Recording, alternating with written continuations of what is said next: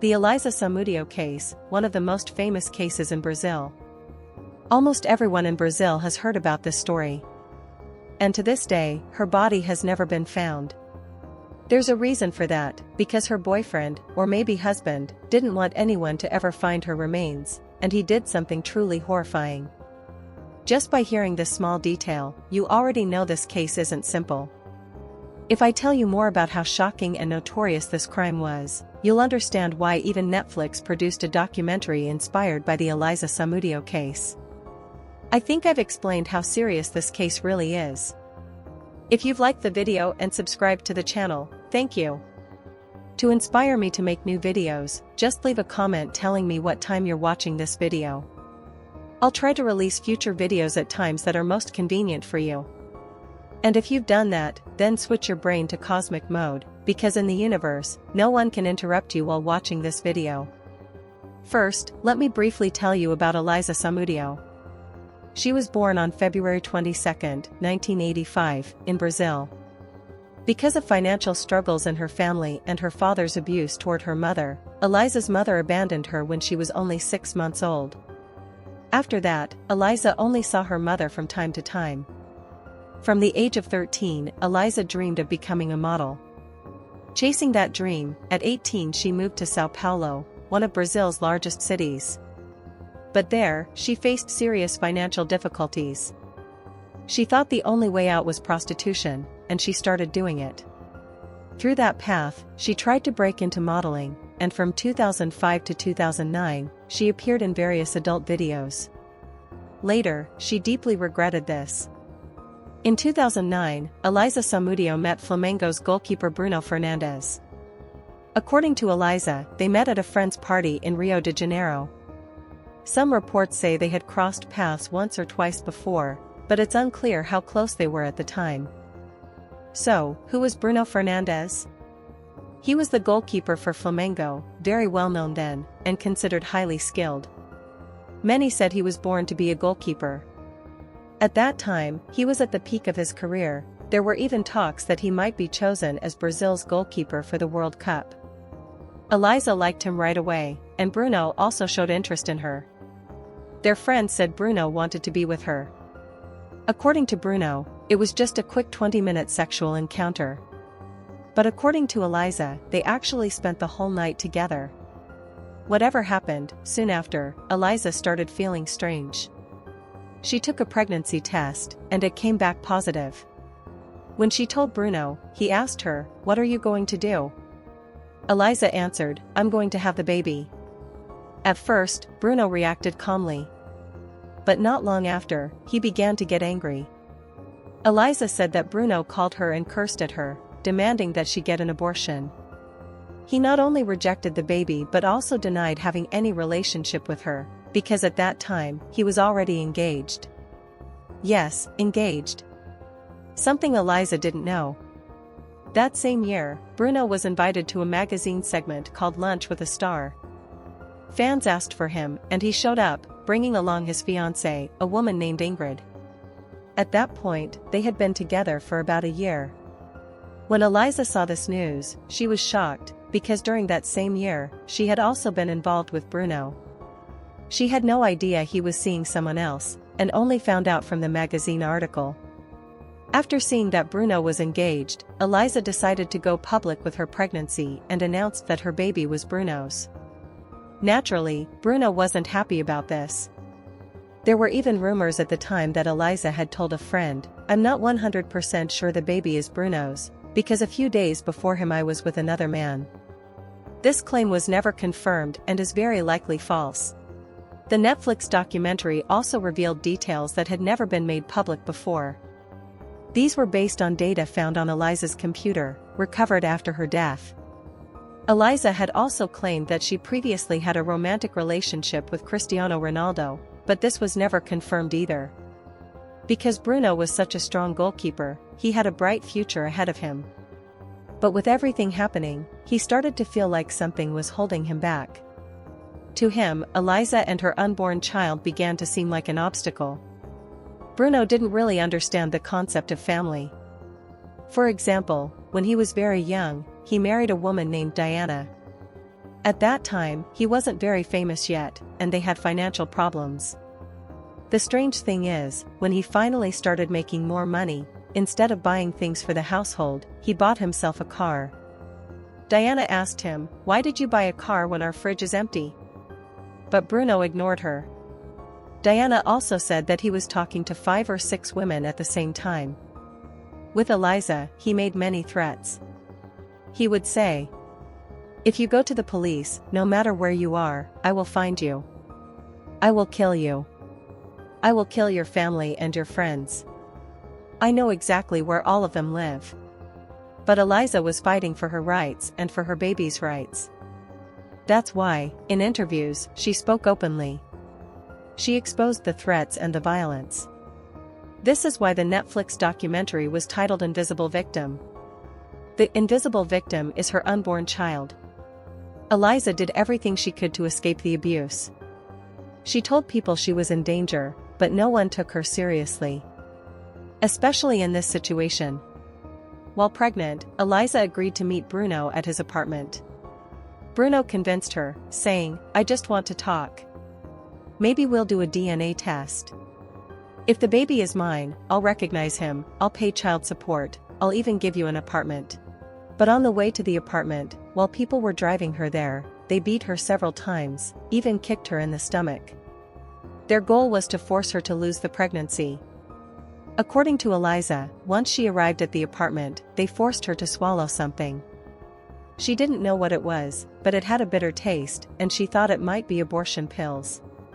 Bruno's friend, nicknamed Macareo, told her, "If you keep exposing all of this, if you keep giving interviews, I will kill you." After leaving the apartment, Eliza went to the police. She reported all the threats. She even asked for a protection order. But the judge denied it. In my opinion, this is where the real injustice happened. The judge's reason for refusing was because Eliza was not Bruno's official girlfriend or wife. Basically saying, if you were his wife, we could take action. But since you're nobody to him, we can't give you a protection order. Later, Eliza appeared on several TV shows. But the public turned against her. People said she was just a woman trying to become famous through football players. They said she wanted to use the pregnancy to get money, to gain fame.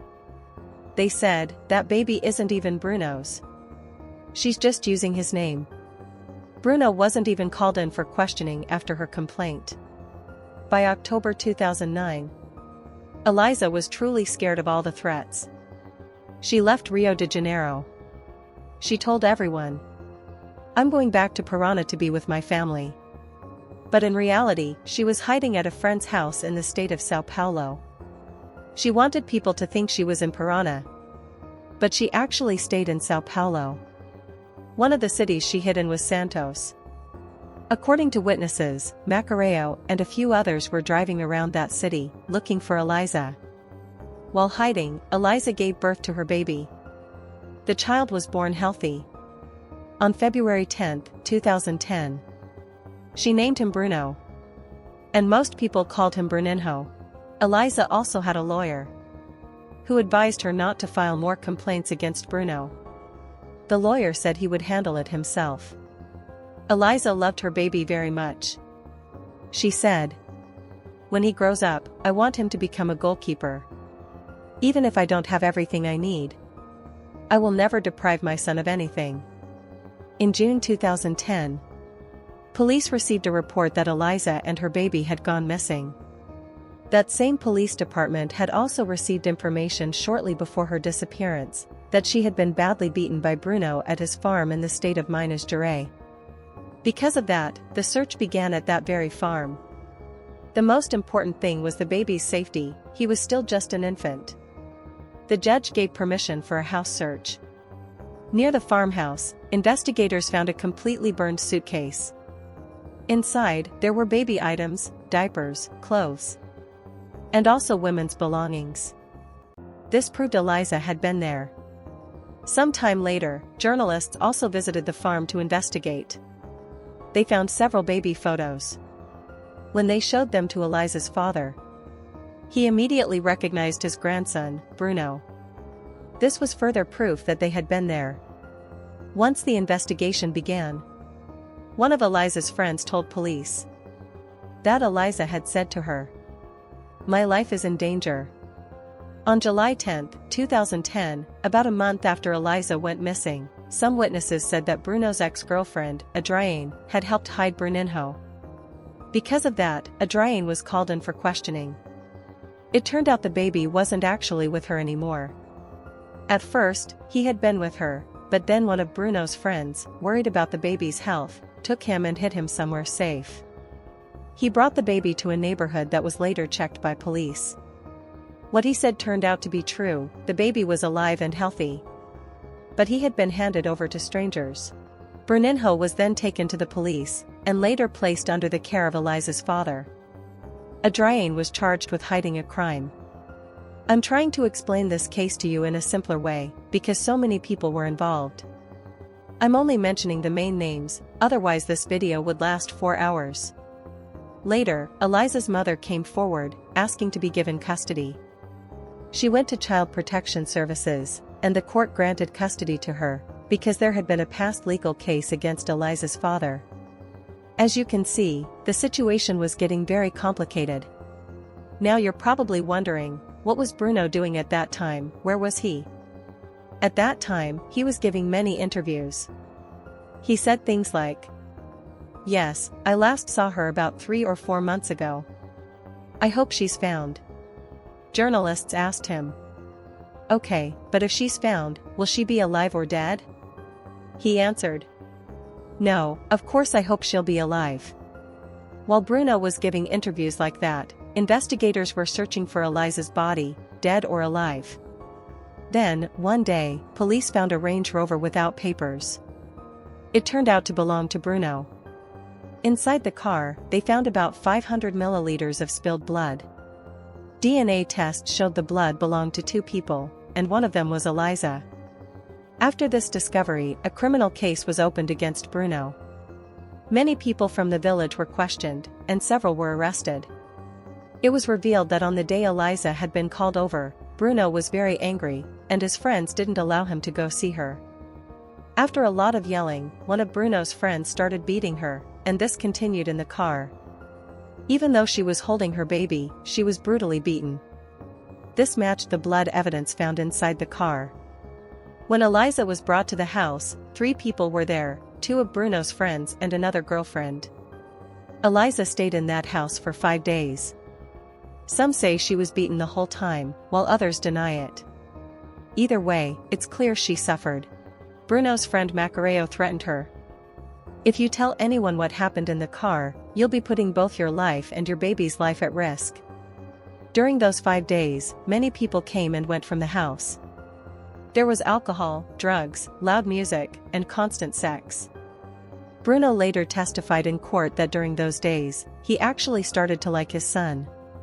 He said he had grown closer to him. But the one who completely changed the course of events was another of Bruno's relatives, Sergio. According to Sergio's testimony, when he visited the farm, he saw a large wound on Eliza's head, a deep injury.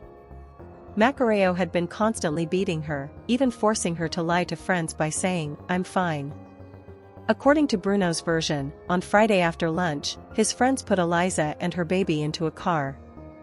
They also picked up another man. This man was a former police officer.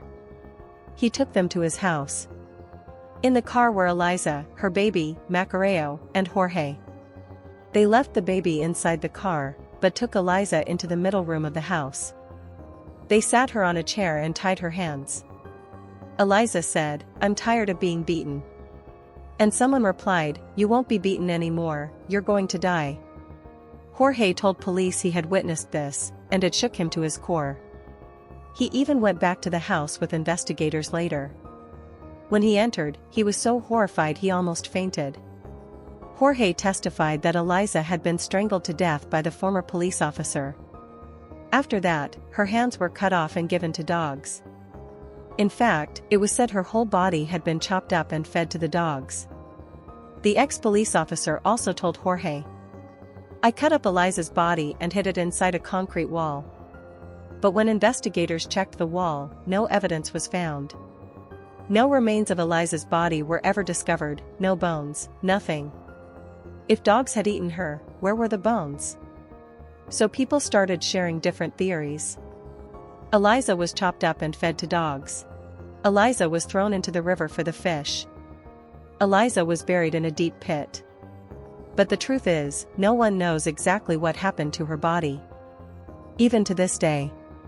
Bruno was sentenced to 22 years in prison. In 2017, his sentence was reduced. In 2019, he started serving time under semi-open conditions. In January 2023, he was released on parole. The former police officer, accused of killing Eliza, received 19 years in prison, plus an additional 3 years for hiding the body. Macareo was sentenced to 15 years. Since 2018, he has been serving under an open regime. Do you remember that scene in the Fast and Furious movie where they say "This is Brazil," and everyone raises their guns at the cops?